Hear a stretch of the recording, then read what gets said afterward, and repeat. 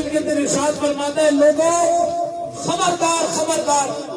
اپنی موت سے کبھی بے خبر نہ ہونا، بلکہ تم میں سے ہر ایک شخص کو موت آ کے رہے گی۔ کل من علیہ فان ویبقا وجہ ربک ذو الجلال والاکرام۔ لوگوں تم میں سے ہر ایک شخص کو موت میں آنا ہے،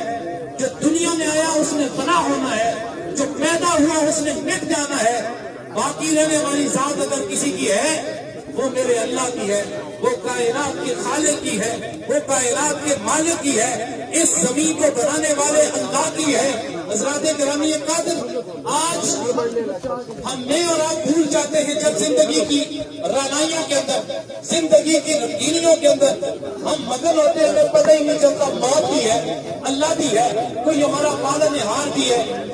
ہمیں خیال اس وقت آتا ہے کہ جب موت ہمارے سرانے کھڑی ہوتی ہے، جب ہمیں بستر موت کے اوپر پڑا ہوا دیکھ کے پھر ہمیں خیال آتا ہے کاش ہم نے موت کی تیاری کی ہوتی، کاش ہم نے اللہ تعالیٰ کو یاد کیا ہوتا۔ میرے دوستوں بزرگوں، یاد رکھو، اسٹیج سے آخر تک ایک ایک بندہ اس میری آواز میں اس بات کو سن کے جائے،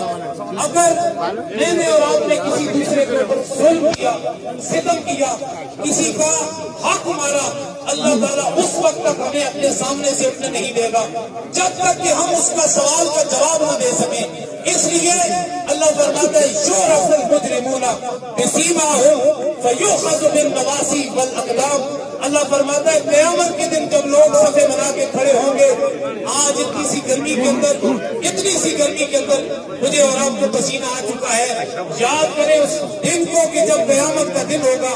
سوا نیزے پہ سورج ہوگا، اس وقت عالم کیا ہوگا۔